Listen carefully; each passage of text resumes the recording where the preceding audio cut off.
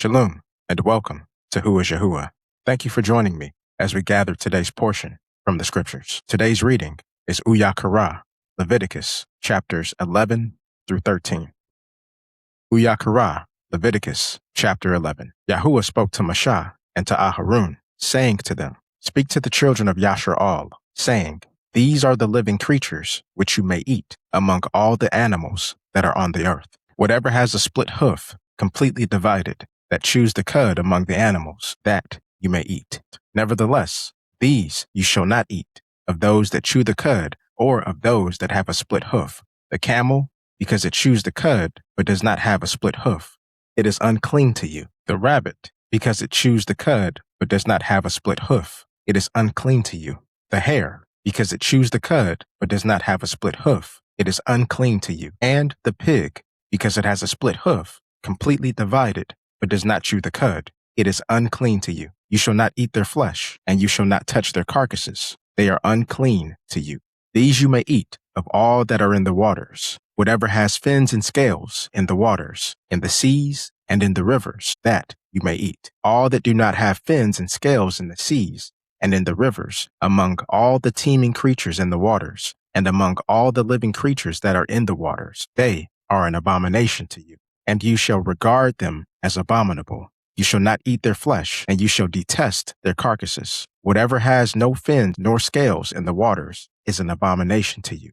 These you shall detest among the birds. They shall not be eaten. They are an abomination. The eagle, the vulture, the black vulture, the red kite, any kind of black kite, any kind of raven, the ostrich, the short-eared owl, the gull, any kind of hawk, the little owl, the fisher owl, the great owl, the white owl, the desert owl, the osprey, the stork, any kind of heron, the hoopoe, and the bat. All flying insects that walk on all fours are an abomination to you. Yet these you may eat of all winged creeping things that go on all fours, which have jointed legs above their feet, with which to leap on the earth. Of these you may eat any kind of locust, any kind of katydid, any kind of cricket, and any kind of grasshopper. But all other winged creeping things which have 4 feet are an abomination to you. By these you shall become unclean. Whoever touches their carcasses shall be unclean until evening. Whoever carries any part of their carcass shall wash his clothes and be unclean until evening. Every animal which has a split hoof that is not completely divided or does not chew the cud is unclean to you. Everyone who touches them shall be unclean. Whatever goes on its paws among all animals that go on all fours, they are unclean to you.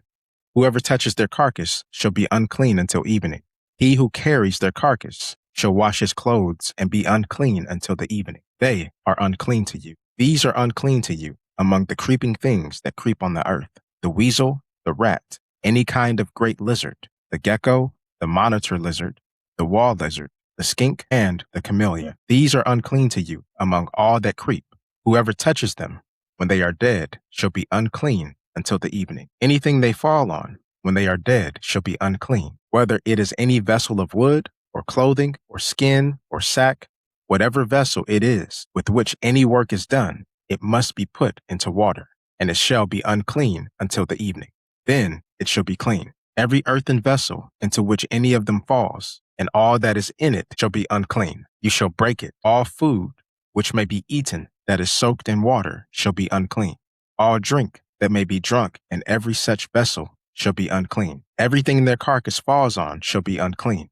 Whether oven or range for pots, it shall be broken in pieces. These are unclean and shall be unclean to you. Nevertheless, a spring or a cistern in which water is collected shall be clean.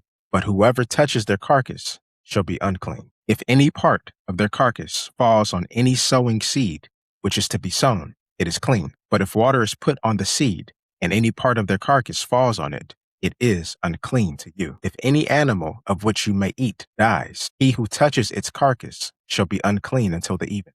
He who eats of its carcass shall wash his clothes and be unclean until the evening. He who carries its carcass shall wash his clothes and be unclean until the evening. Every creeping thing that creeps on the earth is an abomination. It shall not be eaten. Whatever goes on its belly, and whatever goes on all fours, or whatever has many feet among all creeping things that creep on the earth. These you shall not eat, for they are an abomination. You shall not make yourselves abominable with any creeping thing that creeps. You shall not make yourselves unclean with them, that you shall be defiled by them. For I am Yahuah, your Elohim. Consecrate yourselves, therefore, and be Kadash, for I am Kadash. You shall not defile yourselves with any kind of creeping thing that moves on the earth. For I am Yahuah, who brought you out of the land of Matzrim, to be your Elohim. You shall therefore be Kadash, for I am Kadash. This is the law of the animals, the birds, every living creature that moves in the waters, and every creature that creeps on the earth, to make a distinction between the unclean and the clean, and between the living creature that may be eaten and the living creature that may not. Yahar'Al, Leviticus, chapter 12. Yahuah spoke to Moshe, saying, Speak to the children of Yashar'Al, saying, If a woman has conceived and gives birth to a male child, then she shall be unclean for 7 days, as in the days of her monthly separation. She shall be unclean. On the 8th day, the flesh of his foreskin shall be circumcised. She shall then remain in the blood of her purification for 33 days. She shall not touch any Kadash thing, nor come into the dwelling place until the days of her purification are completed. But if she gives birth to a female child, then she shall be unclean for 2 weeks, as in her monthly separation, and she shall remain in the blood of her purification for 66 days. When the days of her purification are completed, whether for a son or for a daughter, she shall bring to the door of the tent of meeting a lamb, a year old, as a burnt offering, and a young pigeon or a turtle dove as a sin offering. The priest shall offer it before Yahuah and make atonement for her. Then she shall be cleansed from the flow of her blood.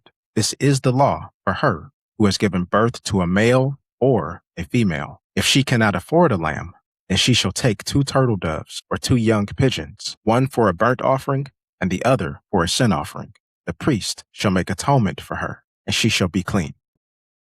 Yahar'Al, Leviticus, chapter 13. Yahuah spoke to Moshe and Aharon, saying, When a man has on the skin of his body a swelling, a scab, or a bright spot, and it becomes the plague of leprosy in the skin of his body, then he shall be brought to Aharon the priest, or to one of his sons, the priests. The priest shall examine the plague in the skin of the body. If the hair in the plague has turned white, and the plague appears deeper than the skin of the body, it is the plague of leprosy. The priest shall examine him and pronounce him unclean. If the bright spot is white in the skin of his body, and its appearance is not deeper than the skin, and the hair has not turned white, then the priest shall isolate the infected person for 7 days. The priest shall examine him on the 7th day. If the plague appears the same and is not spread in the skin, then the priest shall isolate him for another 7 days. The priest shall examine him again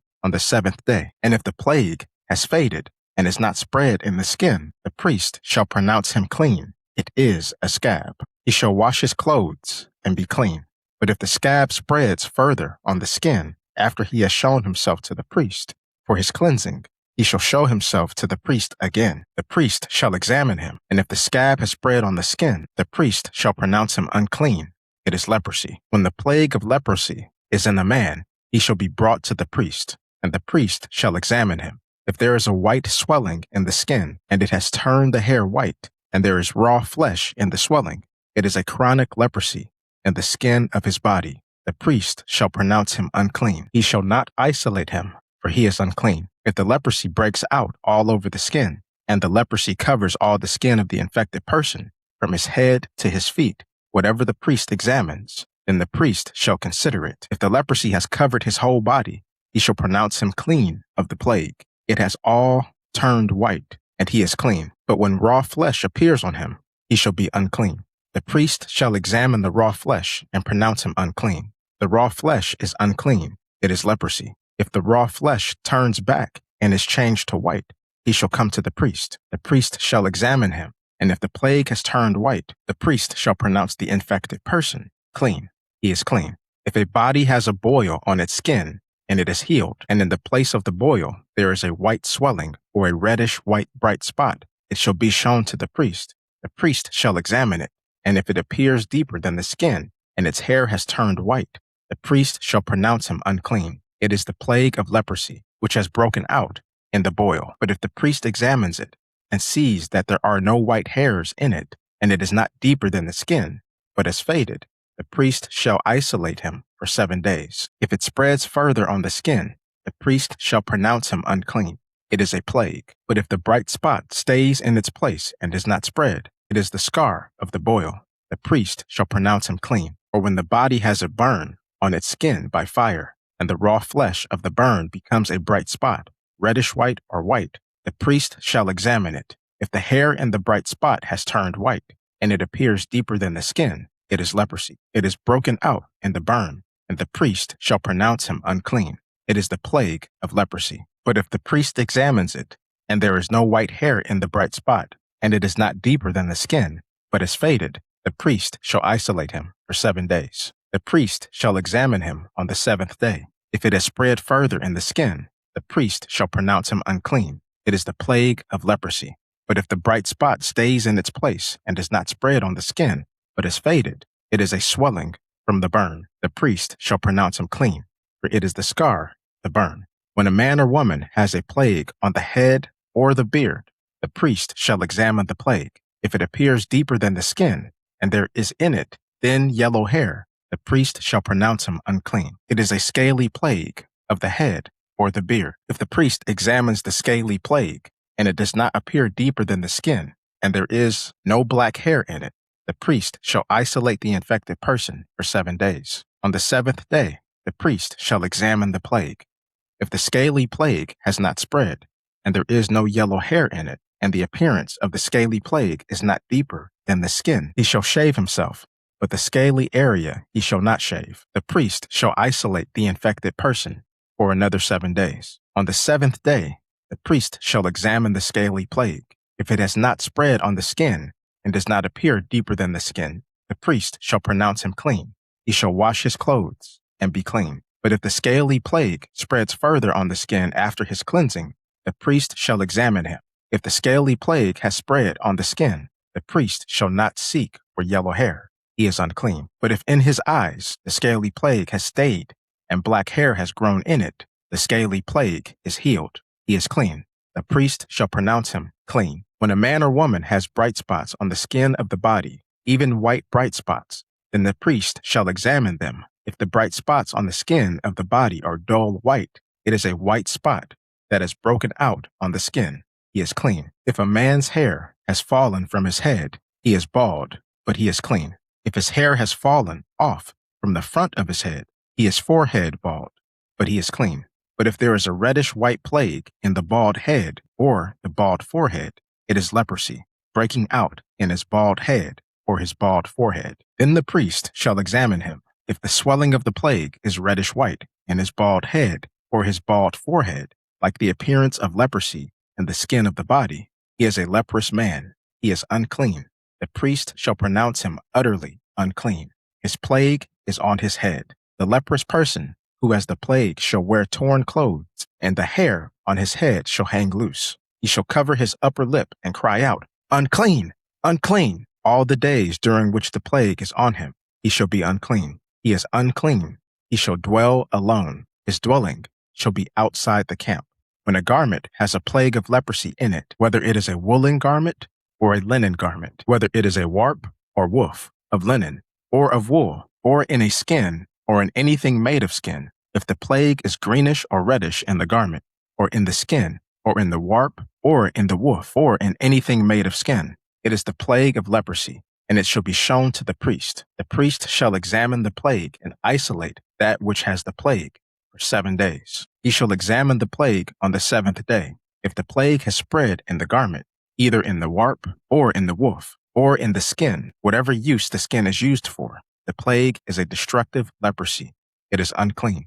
He shall burn the garment, whether the warp or the woof, in wool or in linen, or anything of skin in which the plague is, for it is a destructive leprosy. It shall be burned in the fire. If the priest examines it, and the plague has not spread in the garment, either in the warp or in the woof, or in anything of skin, then the priest shall command that they wash the thing in which the plague is, and he shall isolate it 7 more days. After the washing, the priest shall examine it again. If the plague has not changed its appearance, even though the plague has not spread, it is unclean.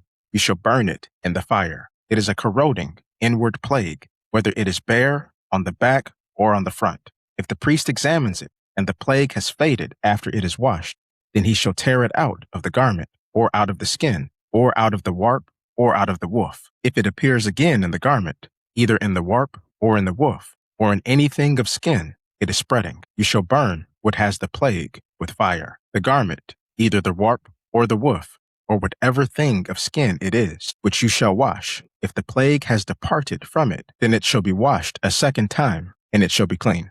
This is the law for a plague of leprosy in a garment of wool or linen, either in the warp or the woof, or in anything of skin, to pronounce it clean or to pronounce it unclean. Thank you for joining me to gather today's portion. May we continue seeking Yahuah through his word and growing in the knowledge of him one day at a time until Yahusha gathers us. Shalom.